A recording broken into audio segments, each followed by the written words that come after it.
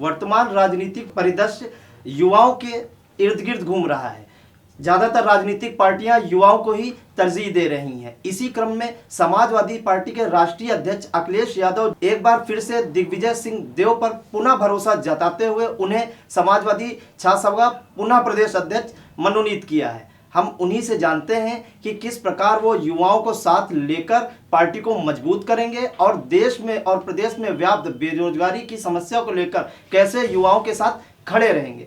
ये बताइए कि किस तरह से आप प्रदेश के युवाओं को जोड़कर पार्टी को मजबूती प्रदान करेंगे। देखिए, मैं आपके माध्यम से आप अपने समाजवादी पार्टी के राष्ट्रीय अध्यक्ष फिर से एक बार धन्यवाद देना चाहूँगा कि जो भरोसा उन्होंने हम पर जताया है, उस भरोसे के लिए हमें अथक मेहनत करनी है, अथक प्रयास करना है और दिन रात एक करके समाजवादी विचारधारा को और समाजवादी सरकार को लाने के लिए 22 में हमें पूरी ताकत से तैयारी करनी है और जो कुछ बन पड़ सकता है वो काम करने हैं।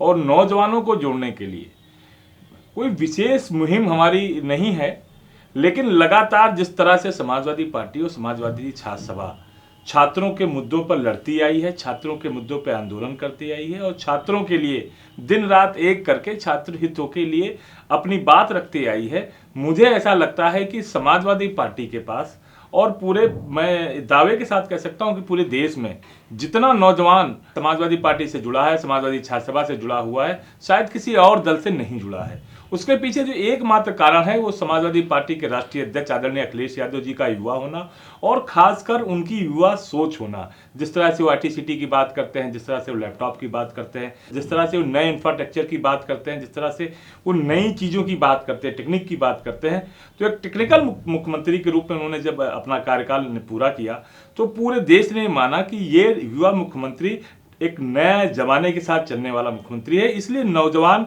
पूरे उत्तर प्रदेश में सबसे ज़्यादा उन्हें पसंद करता है। वर्तमान में एक आदेश सरकार ने किया है जारी कि पहले जो है निविदा के आधार पे उनको 5 साल संविदा के आधार पे नौकरी दी जाएगी, उसके बाद मौलिक नियुक्ति, जिसको लेकर आज आपने ज्ञापन भी दिया है। अगर इस पर कोई कार्रवाई नहीं होती तो आगे आपका क्या रुख रहेगा? देखिए, ये जो भारतीय जनता पार्टी की सरकार है ये पूंजीपतियों की सरकार है। इसके हर एक फैसले में आपको लगेगा कि कहीं ना कहीं ठेकेदारी व्यवस्था लागू हो रही है। ये भी फैसला ठेकेदारी व्यवस्था पे लागू करने के लिए है। मतलब आप 5 साल किसी को 2 साल 3 साल वो तैयारी करेगा, 2 साल के बाद एग्जाम देगा, एग्जाम देने के बाद अगर वो आप उसे 5 साल संविदा की नौकरी पर रखेंगे, फिर उसकी एक एज निकल जाएगी तो फिर वो कहाँ जाएगा उसे, अगर आपने 5 साल के बाद निकाल दिया। पहली बात। दूसरी बात कि जब वो एक बार नौकरी करना, आपने जो नियम कार्य जो अभी उनकी पूरा बायलाज नहीं आया है उसमें ये भी बताया गया है कि किसी और नौकरी के लिए आवेदन नहीं कर सकता है, हर साल एक परीक्षा देनी होगी। तो कहीं ना कहीं ये भ्रष्टाचार को बढ़ावा है। अगर एक बार उत्तर प्रदेश का नौजवान अपनी योग्यता परीक्षा देकर आ जाता है, फिर उसे 6 महीने बाद हर कसौटी पर बार बार खरा उतरना, ये सब पर लागू होना चाहिए। फिर ये सरकार पर क्यों नहीं लागू हो रहा है, उनके नेताओं पर क्यों नहीं लागू हो रहा है? देखिए, ये पूंजीपतियों की सरकार है, सिर्फ भ्रष्टाचार, ऊपर से नीचे तक भ्रष्टाचार आपको देखने को मिल रहा है और अब ये पर्दाफाश हो चुका है कि ये पूंजीपतियों की सरकार है। उन्हें फायदा पहुंचाने के लिए जो भी नया कार्यक्रम लेके आते हैं वो कहीं ना कहीं पैसे वालों को फायदा पहुंचाने के लिए होता है। प्राइवेट स्कूलों में फीस माफी बहुत बड़ा मुद्दा बनकर उभरा है। सरकार रुख साफ नहीं कर रहा है कि फीस माफ करनी है कि नहीं। सुप्रीम कोर्ट भी कह रहा है कि अभिभावकों से फीस वसूली जाए और अभिभावक ऐसे कोरोना के संकट में फीस देने में अक्षम है। इसके लिए क्या किया जाएगा, क्या कदम उठाएगा? देखिए, समाजवादी छात्र सभा लॉकडाउन से ही, लॉकडाउन के बाद जैसे ही अनलॉक शुरू हुआ, समाजवादी छात्र सभा ने ये मुद्दा रखा था कि कोरोना महामारी के दौरान जब आम आदमी जो एक मध्यम वर्गीय परिवार से है या लोअर मिडिल क्लास है या नीचे गरीब तबका है, जिनका व्यापार चौपट हो गया, जिनकी खेती चौपट हो गई, जिनका बिजनेस चौपट हो गया, 15,000 20,000 की नौकरी करने वाले लोग जिनकी नौकरियां चली गई, वो अब कैसे फीस भरेंगे? और जो माइग्रेंट है, जिनकी जो बाहर से अपना सब कुछ खत्म करके यहाँ आ गए, अपने गाँव में आ गए, वो परीक्षाओं की फीस कैसे भरेंगे या स्कूल की फीस कैसे भरेंगे? समाजवादी छात्र सभा ने इस पर मुहिम चलाई थी, no fees no exam no room rent लेकर। हमने होर्डिंग्स लगाई, हमने ज्ञापन दिए, हमने पोस्ट कार्ड भेजा और बड़ी लड़ाई भी लड़ी, सड़कों पर भी आंदोलन किया। सरकार का रुख देखिए साफ है। मैंने पहले भी कहा पूंजीपतियों की सरकार है, स्कूल से सरकार को फायदा है। भारतीय जनता पार्टी के जो बड़े नेता हैं सबसे ज्यादा उन्हीं के स्कूल से, तो कहीं ना कहीं उन्हें सीधा फायदा इससे पहुंच रहा है। सरकार देखिए छात्रों के मामले में, जनता के मामले में, गरीब मजदूर किसान के मामले में संवेदनहीन है, तानाशाही सरकार है। उत्तर प्रदेश के जो उप मुख्यमंत्री हैं वो कहते हैं कि छात्रों को तो फीस भरनी ही होगी। आप सोचिए ये सरकार कैसी सरकार है। कोई कहता है कि जो है ठोक देंगे, कोई कहता है कि वो कर देंगे, कोई कहता नहीं फीस भरनी ही पड़ेगी, नहीं ये काम करना ही पड़ेगा। लोकशाही में, देश के जमहूरियत में, देश की डेमोक्रेसी में पहली बार एक ऐसी सरकार है जो अपनी इच्छाएं, अपने काम थोपती है आपके ऊपर। आपको ये करना ही है। ये तानाशाह सरकार है और इससे आप कोई और ज्यादा अपेक्षा नहीं कर सकते कि ये किसी के हितों की बात करेगी। समाजवादी पार्टी और समाजवादी छात्र सभा लगातार इस विषय पर लड़ती आ रही है। आपने देखा होगा, हम लोगों ने लाठियां भी खाई, डंडे भी खाए, जेल भी गए, लेकिन ये सरकार तानाशाह सरकार, इससे लेना देना नहीं है। लेकिन जनता जान रही है, जनता समझ रही है, 22 में इसका हिसाब बराबर करेगी। अगर 2022 में आपकी सरकार आती है तो किन किन सेक्टर में आपको लग रहा है कि रोजगार के अवसर हैं, वह क्या टारगेट बनाए कि कितने लोगों को, युवाओं को रोजगार दिया जाएगा? देखिए, समाजवादी पार्टी की सरकार जब थी 5 साल, तो उत्तर प्रदेश में करीब 6 लाख के आसपास तो सरकारी नौकरियां थी जो सरकारें ने दी थी। और बहुत सारे, जैसे ये 6 हमारे उत्तर प्रदेश के योगी मुख्यमंत्री जी कहते हैं कि हमने 60 लाख रोजगार दे दिए। अच्छा, इनके पास कोई लिखा पढ़ा तो है नहीं, ना जाने कहाँ के आंकड़े लाते हैं जिसका और छोर भी नहीं है। तो इनके पास कोई स्ट्रेटजी नहीं है। उत्तर प्रदेश में समाजवादी पार्टी ने, आदरणीय अखिलेश यादव जी ने ये कह के काम करके बताया कि इस तरह से प्रदेश विकास हो सकता है। नौकरियां कहाँ से आएंगी अगर आपके उत्तर प्रदेश में इंफ्रास्ट्रक्चर नहीं है? मान लीजिए लखनऊ में मेट्रो बनी, मेट्रो चल रही है, मेट्रो चलाने में, मेट्रो बनाने में, मेट्रो की पूरी प्रक्रिया में हजारों नौजवान लगेंगे, वो रोजगार है। स्टेडियम बना, उसको चलाने में, उसको करने में रोजगार है। या नए इंफ्रास्ट्रक्चर के बड़े काम जब आप लाएंगे तो मजदूर लगेंगे, इंजीनियर लगेंगे, तो ये सारे काम कहाँ होंगे जब आप उन्हें जगह देंगे? एससीएल यहाँ पर आई, एससीएल ने अपने यहाँ पे कंपनी खोली, हमारे सरकार ने आईटी सिटी बनाई, उनको जगह दी। आज 5000 जो हमारी सरकार के समय जो इंजीनियर बेंगलोर जाता था, भारत की दूसरी जगहों में जाता था, अब वो लखनऊ में बैठे अपने घर के पास काम कर रहा है।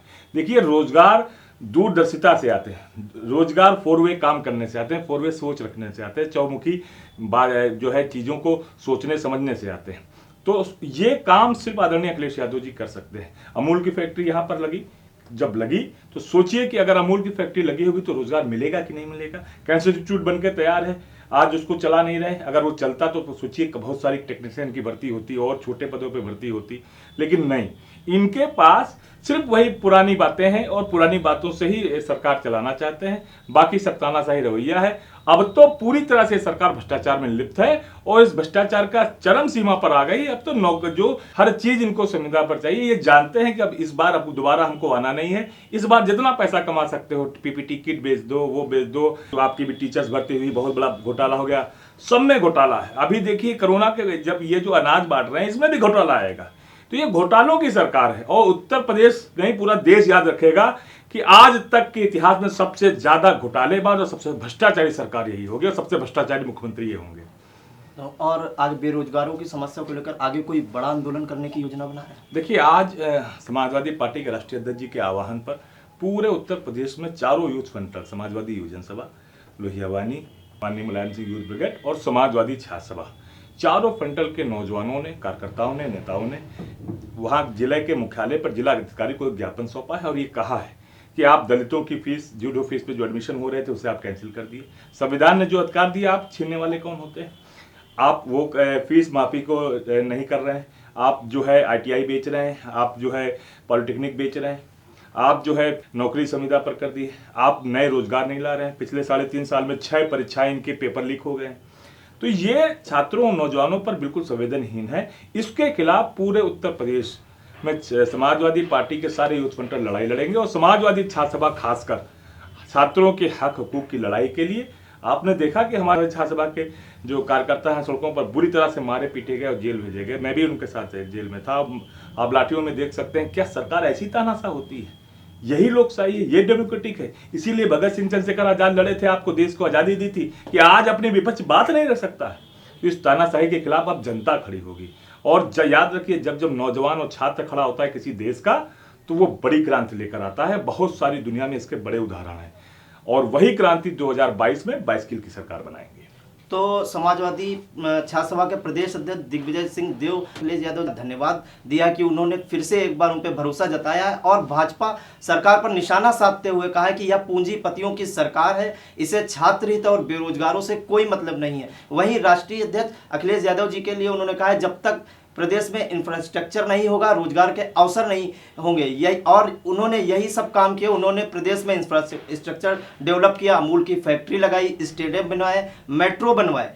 इसीलिए रोजगार के अवसर उपलब्ध हुए और आगे चलकर यदि यह सरकार का रवैया यही रहता तो वो एक बड़े आंदोलन की ओर अग्रसर रहेंगे। सीतापुर से आई इंडिया के लिए प्रियांशु मिश्रा। खबर आपकी, नजर हमारी। देखते रहिए आई इंडिया।